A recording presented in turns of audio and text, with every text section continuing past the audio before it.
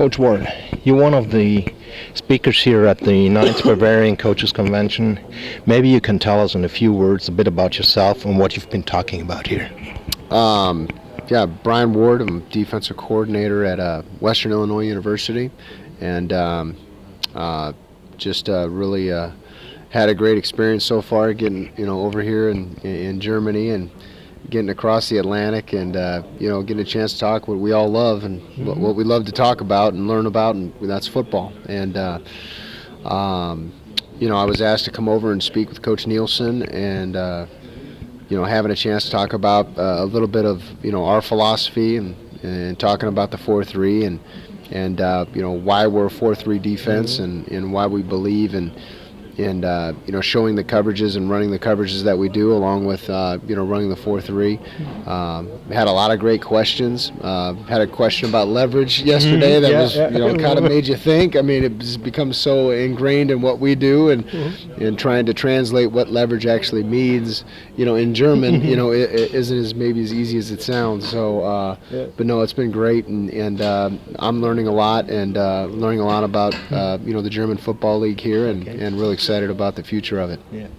Okay, this is now the second time you've been over here in Germany in terms of football, at least, and the other one was about 10 years ago, you said? Correct. Yeah, so did you ever had the chance, besides these two experiences now, to get to see something of German or European football at all, or maybe on video or so? I have. I've had a few players come over here, and actually one of my favorite players of all time, Casey Hayes, a guy that I coached while I was a head coach at McPherson College. Actually played for Martin and when he was with Dusseldorf, and he was a great player. So I've been exposed to it, and 10 years ago, we came over when I was at Wabash College, and we played the Vienna Vikings, and I understand that they're kind of they're one of the the powerhouses here, here in Europe, and getting a chance to see them, and also we were in Innsbruck and had a chance to watch them practice. So we've had some exposure to the football here. Great. So what do you think of from what you could see? What are the main differences in your eyes between the European football as it's practiced and played here, with the different maybe challenges that we have than you have over in the college systems over? It's funny you asked that. I was actually just talking about that with one of the coaches, and I don't see many of the challenges being much different than a lot of the small colleges in America that have have to deal with not being able to have enough assistants, not being able to hire maybe as experienced a coaches as you'd like, and not having the resources to do so. But that doesn't take away from the love of the game. I know that from playing small college football and coaching, winning when I was at whether it be Glendale Community College or McPherson College or whatever, was just as important, to me and our assistants and our players as winning has been at Western Illinois. So you compete to win, and you compete because you enjoy being around the people that you work with and that you compete with, and that's what football is all about. Okay. One last question. You were talking yesterday about aligning yourself with coaches who speak the same language.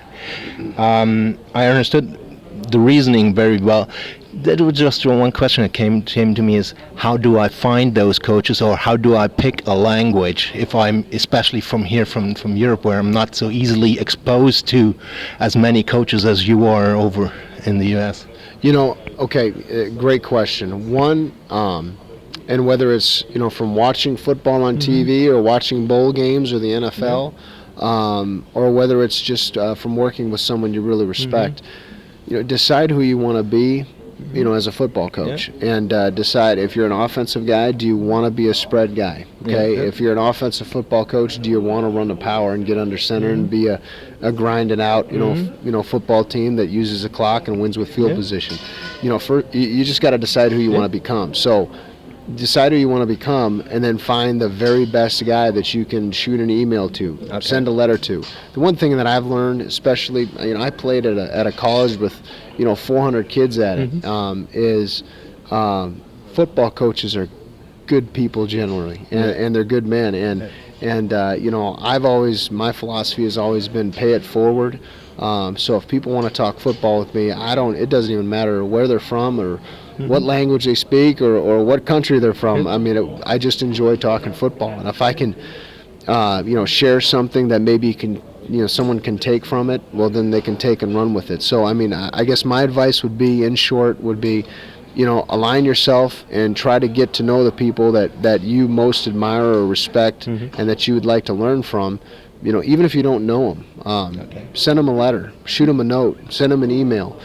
If they don't respond to you, well, then move on to the next guy. You know, because in general, you know, like I said, I think it's just, I think it's important, and you know what I meant by speaking the same language. You know, when we ask, when you know, Coach asked about what does leverage mean, we can't explain it, we can't say that in German, and we don't know how to define it. And you know, I didn't mean that. It was just, but that was a great example. Is, you know, if one system or one family of coaches defines leverage one way and another doesn't, well, then now you gotta kind of siphon and work your way through, you know, defining, you know, same terms. And you know, when you put on the film, regardless of the language you speak or communication, you know, it's football, and you can see it. But being able to talk it together and communicate it to another coach is honestly where the blocks come from. So, yeah, hopefully that helps. Thank you very much. It's been an honor to having you, and enjoy the little rest of the convention, and have a safe trip back home. Thank you very much. It's been an honor. Thank you.